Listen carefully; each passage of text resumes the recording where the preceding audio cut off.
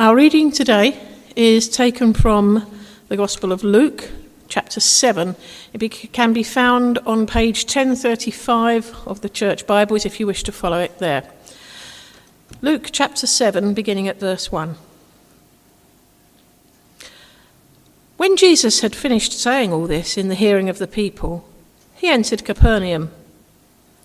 There, a centurion's servant whom his master valued highly was sick and about to die. The centurion heard of Jesus and sent some elders of the Jews to him, asking him to come and heal his servant. When they came to Jesus, they pleaded earnestly with him, "This man deserves to have you do this, because he loves our nation and has built our synagogue." So Jesus went with them. He was not far from the house when the centurion sent friends to say to him, "Lord, don't trouble yourself, for I do not deserve to have you come under my roof. That is why I did not even consider myself worthy to come to you. But say the word, and my servant will be healed. For I myself am a man under authority, with soldiers under me. I tell this one, 'Go,' and he goes, and that one, 'Come,' and he comes.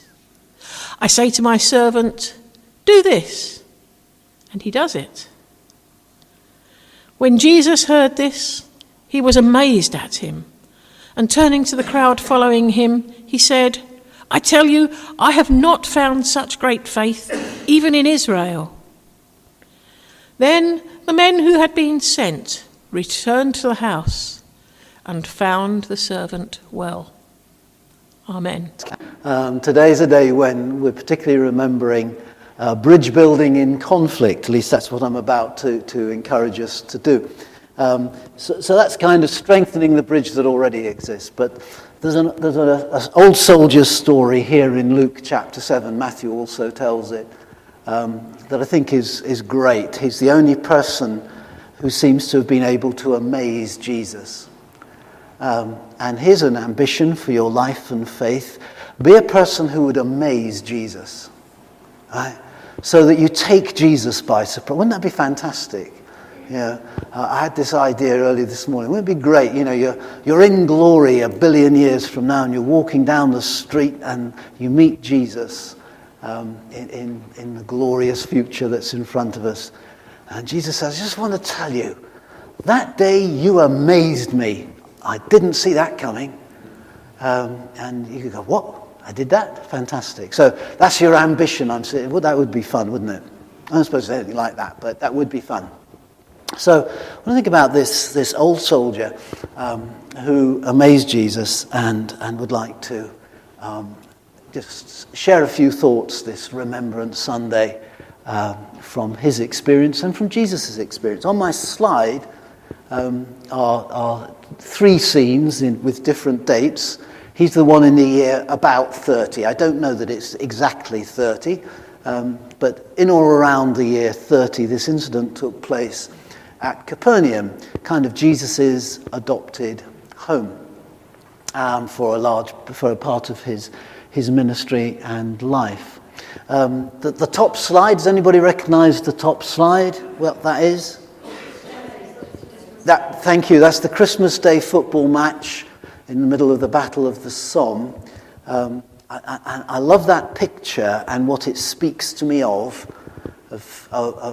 guys who were in the most appalling of all wars, coming out of their trenches to play each other at football. And so I'm sure there's been lots of embellishments to the truth along the way. I have no idea. But I just hold that as something, you know, amongst the stories that I've heard of that war, that First World War. This is one that gives me hope rather than discouragement about the human condition and so forth. So there's some soldiers playing football. Then I thought something from this year, which is Katie, who served 7 years in the RAF. and was the subject of an interesting Channel 4 documentary about 3 weeks ago. I don't know if anybody saw it. My Week as a Muslim. Did anybody see that? You did. What did you think of it? Wasn't it fascinating? If you have the facilities for watching catch-up, I'd recommend it to you. It's a bit controversial, by the way, that Channel 4's got into some trouble over this. Not massive, but been quite criticised because it involved taking a white woman from just outside of Manchester, a little small town outside of Manchester, who somehow found herself volunteered for this.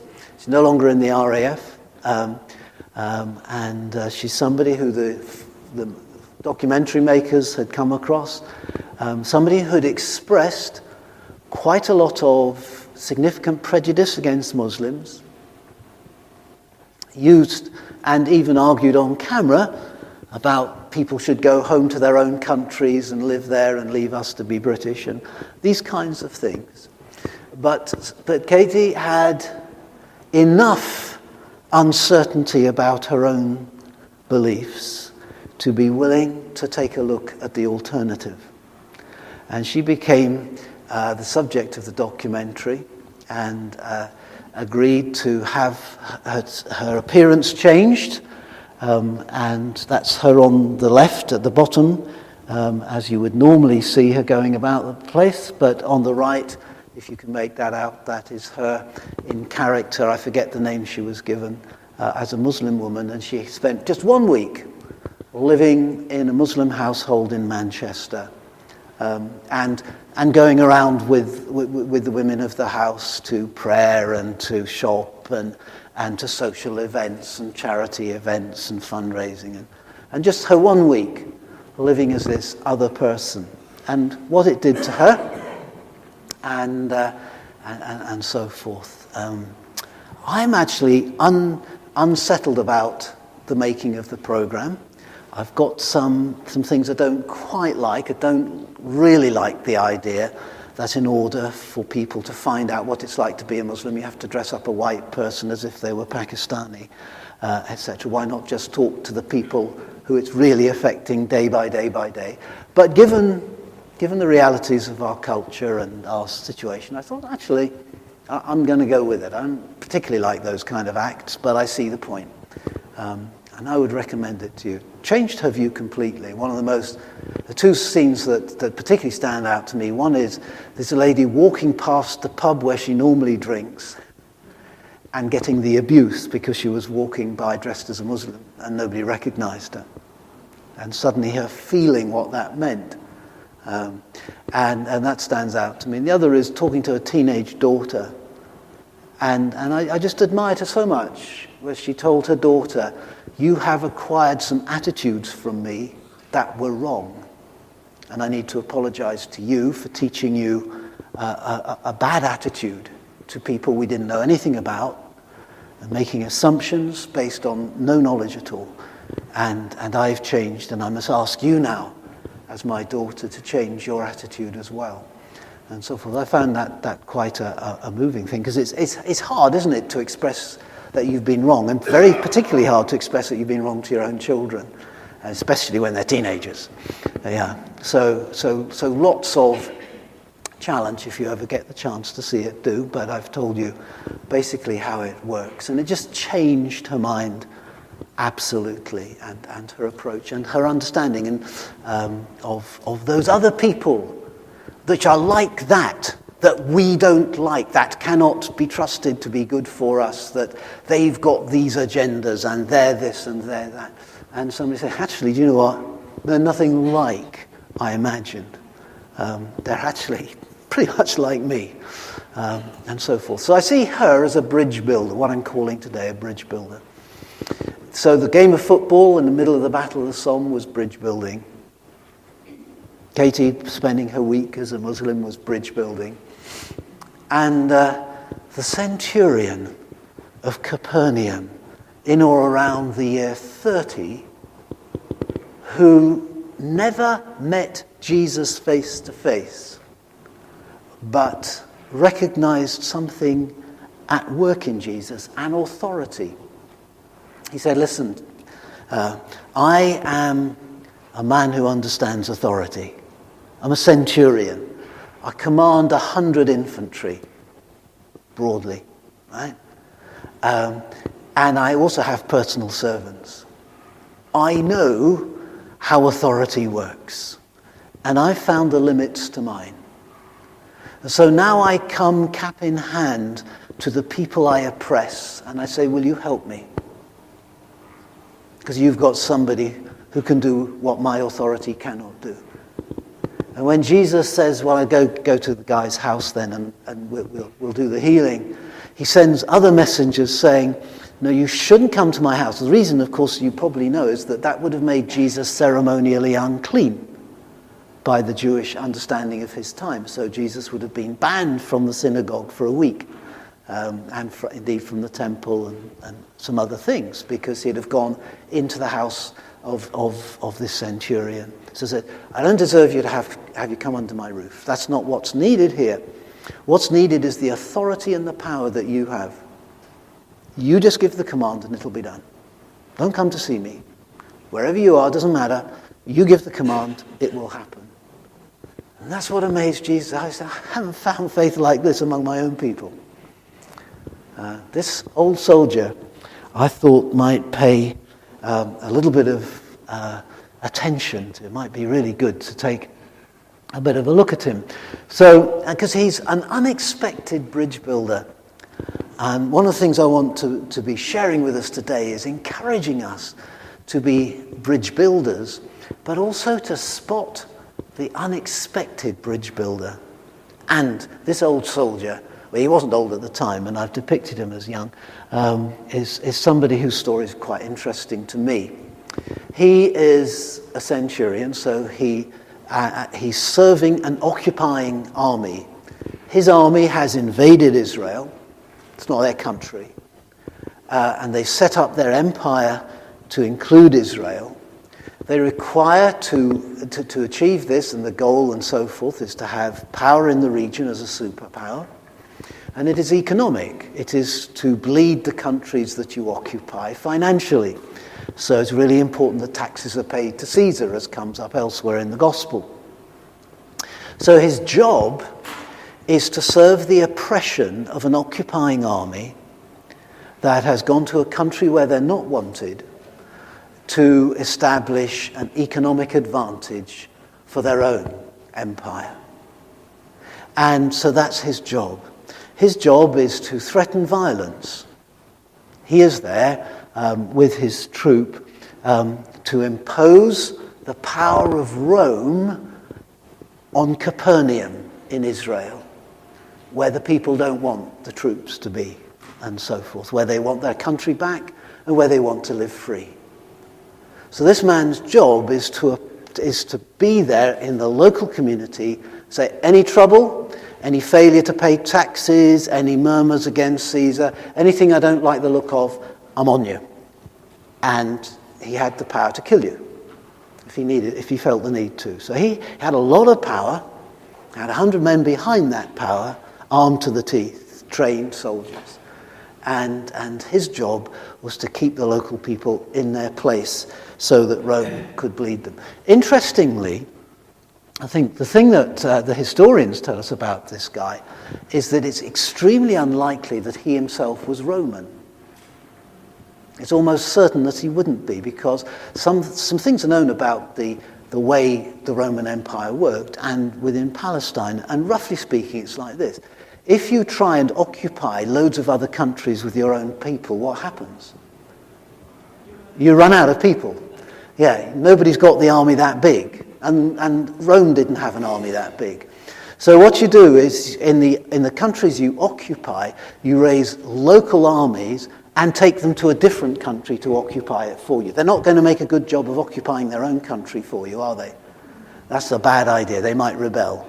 But if you raise an army here and put them in this country there and pay them well, they'll probably carry out what you want. So this guy is almost certainly not a Roman himself, but is from elsewhere. He's very likely a pagan, but we don't know that. That would just be the most likely thing. He may not be a pagan. He may be what the New Testament elsewhere calls a God-fearer. And that is somebody who's not part of the people of the Jewish nation or the Jewish faith, but recognizes God, acknowledges God, and respects God, but doesn't yet or ever buy into converting into the Jewish religion. It's an interesting category of people because I would say that most of the population of the UK are God-fearers in that sense. Right? They're not atheists. Neither are they buying in to what we're trying to be and do here, right? But they for the most part, there's a respect for God, an acknowledgement of God, and so forth, but not that step of commitment, etc. So he may be an out-and-out pagan. He may be a God-fearer. We can't tell. What we do know is he's definitely not Jewish, but he's done something for the local community that's quite striking. When the elders send to Jesus to ask him to help the centurion's servant or slave, not quite sure which status, the difference between slave and servant isn't as great as we would understand it from our time. So anyway, when the elders of the synagogue send to Jesus to ask him to help, they make this point. They say, this man, the centurion, not the slave, it's very disturbing to me that we don't seem to be very interested in healing the slave for the slave's sake, but rather healing the slave for the boss's sake. And it bothers me a lot, but it's an important point in the story because it reminds me that this is not a story of heroes who are perfect, because there aren't any of those in the Bible except Jesus. This is a story of an incomplete human being in a broken community, in a broken world, doing what he could see to be the best thing that he understood to do, and others doing the same. So it's not as it should be, any more than the documentary about Katie living for a week as a Muslim is everything I think it should be. But it's about a broken world and broken people having a crack at being something better, and I think that's great. So when they send to him, they say, please help the centurion, Jesus, because he loves our nation. And I want at that point to go, you sure? He's there to serve a foreign empire and oppress you. That's his job. But along the way, in your community at Capernaum, you found this man to be a positive person within that truth. The truth is ugly, but within that, here's a guy you can do business with. Not only so, but this guy has, they say, built our synagogue. We know he's not Jewish, but he's paid for or helped pay for, or maybe got his troops to turn out and shift bricks, I don't know, but he's paid for in some sense, or helped pay for. They seem to be saying he paid for it. The community's center of worship, their synagogue, the place which keeps their national identity alive and keeps their faith in God served and moving and so forth. Interestingly, guys, if you have the opportunity, and some of you may already have done it, you can visit Capernaum today, the ruins of the town. And you can go to the ruins of the synagogue. The walls that you can see now, which are ruined, are not the same walls that this centurion had built, or they're not the same walls that Jesus knew. But the foundation is the same one. So the newer synagogue, which is now a ruin, was built on the foundation of the one that this centurion built and which Jesus worshipped at and had discussions in and knew. Yeah. So you can go and you can see the history. Those are the foundations that centurion put in and which Jesus knew. So that helps me. It's kind of, it's a historic site where you say, this is the real thing, in bricks and mortar, as it were. So you could go there and look at it if you want to. And this guy has done that act. He didn't have to do that. I wonder why he did it. Hearts and Minds campaign, possibly. But the people have said, here is our oppressor, or our local version of, and he's a good man, and we'd like you to help him, please. So I see this man, this Roman army officer, as a bridge builder, a bridge starter. And I see in this passage Jesus spotting that and working with it. And I want to say to us, I think that's a good way to be.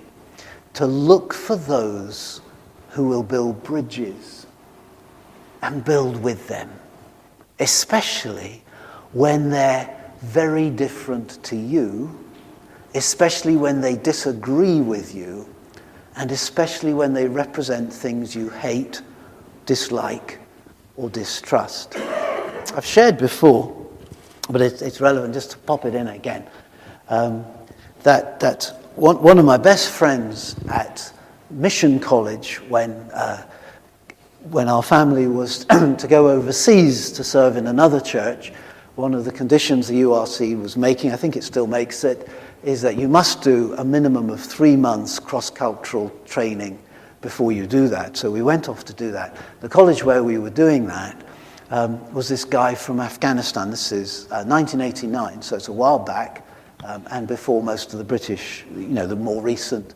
involvement in Afghanistan. This guy, who became my good friend, was a Muslim from the middle of Afghanistan. He worked for an aid agency, a Muslim aid agency, trying to rebuild the nation with the instruments of war. I'll tell you about it another time. It's not enough time now. But his agency was doing fantastic stuff. He felt that he had a need to do a course to stretch him a bit in understanding the theory behind development work, so he could look and check out that the kind of priorities they were choosing were well informed and so forth. And he found that course being run by a Christian Mission College in Birmingham. And he took the step. He never left Afghanistan before. His first foreign trip ever. And he took the step of going to a Christian Mission College. I asked him about it. He said, well, I chose a Christian Mission College primarily for the course.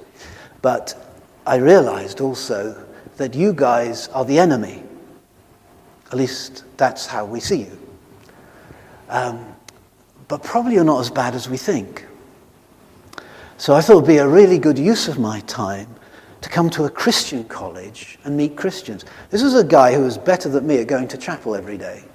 Yeah, he'd never missed a service. He studied our faith.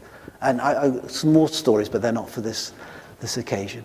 For this occasion, I just wanted to say, what amazed me about him was his sheer courage, because I asked myself the question, would I take myself off to an Islamic training center as a lone Christian in a country I'd never been to if I had never traveled outside my own country, to work in a language that was difficult for me? Would I have the sheer courage to take on that isolation in the interest of saying, I think maybe you guys are not all bad, And he so impressed me with that commitment. He was a great and very godly man. And I'm really sorry that we lost contact. I've got lots of stories about him, but they're not for now. But he was a bridge builder in so many ways, who had the courage to say, the people who seem so different to me, the people I'm suspicious of, the people who seem to oppress, or the people I need to keep in order, or whatever it is, maybe they're not what I think. And maybe I need to go find out firsthand, and so on. This officer of the Roman army seems to me to have been a guy who kind of did that sort of stuff a little bit. And he reached out to the community he was occupying. And he reached out really to the God of Abraham, Isaac, and Jacob, and Jesus, and the local synagogue. And he recognized in Jesus an authority that he himself didn't have. He was somebody who felt he could put value on other people. Part of the point here is, I want my servant healed because he's of great value to me. That's not the best motive, is it? I don't like that motive, but I still like the guy, right? And the elders of the Jews recommend him. Here is somebody, he knows the possibilities in his power, he lives with them every day, but he's also willing to say, do you know what? My power does not reach. I can kill you, have you killed tomorrow, no problem. I've got the authority, I've got the soldiers, can have it done, no time. What I can't do is heal you. I can torture you, I've got the authority to torture you, but I don't know how to make you better. I can build your synagogue, I can help you, but when my servant gets sick, my power to do stuff runs right out. But guys, you have somebody I've heard about, name of Jesus, and apparently he has the authority to command and a person is healed. So I'd like his help. And when Jesus responds to that by saying, you'll get my help, I'm coming, he sends a second wave of messengers to say, don't come. It would make you unclean in the eyes of your people. You don't need to do that. I understand how authority works. Just give the order, Jesus, and my servant will be healed. That's what blew Jesus away. He said, I've just never met this kind of faith before. I wasn't looking for it in a member of the occupying army, but there, look at that. Not even in Israel will you find that faith. Look at that. The most unexpected place. Guys, we are surrounded in our own communities by people with unexpected faith that we don't see because we don't believe and we don't look for it and we don't build bridges and we don't actually take the Jesus attitude. This man is a man of power, but he understood something. He understood not only the limits of his power, but the power of asking for help from your enemy or from the people you are awkward with or don't like. It's the power of weakness. It's the power that we see in the Son of God, who instead of commanding the legions of angels to rescue him from the moment of the cross, says, I don't want any swords in this.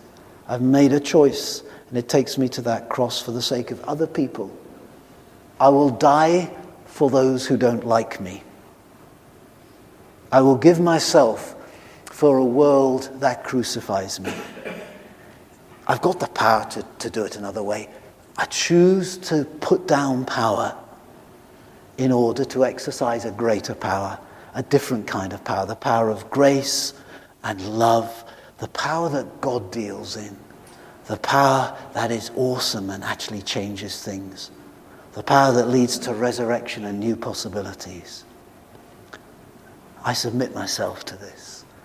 And so Jesus is the one who shows us what it is to put down power and say, actually, those of you who don't like me, could you give me a hand here? I need your help. Christmas is all about that moment, and I'm so sorry that we so often miss it. God in a cradle.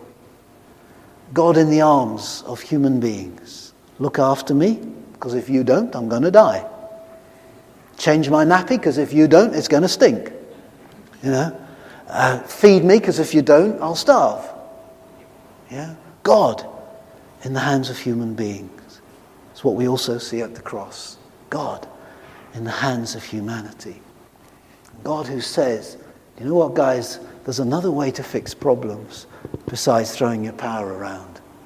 There's a different kind of power. It's the power of love and of grace, of mercy and of truth.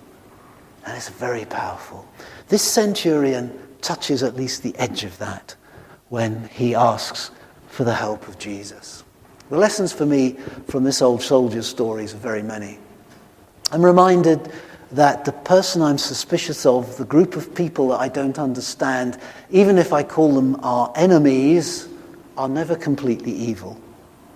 And I and you are never completely right. The only one who's been completely right and completely good in any situation is Jesus. The rest of us is always partial, incomplete. So they're never all bad and we're never all good. And that's kind of important to remember that. I think the centurion and the leaders of the synagogue had their hands on that one. The caricature that I would have of a Roman centurion is wrong. Right? because I've accepted a caricature, a stereotype. You know, they're all sort of, kill you, Rome's best, kill you if you don't think so, people. But actually, it turns out not.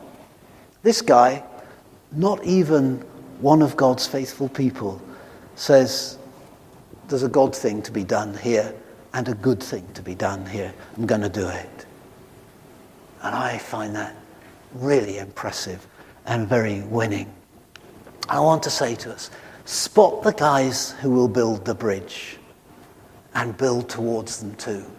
In fact, don't wait for others to start. Be a bridge builder, because that's the way to amaze Jesus. And I think that's the most awesome accomplishment anybody could achieve in life, is to amaze Jesus. Show the world another way. Jesus did. This army officer did. It's what the church is supposed to do. It's what we're for, isn't it? So actually, do you know what? It may cost us our power and our privilege. It may be a bit humiliating. It risks perhaps suffering. But there is another way to address the dilemmas of humanity and the things that separate us. I'm not a world leader. I can't make peace with everybody tomorrow. But we are a people, we're a church, we're human beings, and we can make the difference the Jesus way. And I think that this old soldier has helped me to see a little bit more about doing that. I hope he's helped you too. Amen.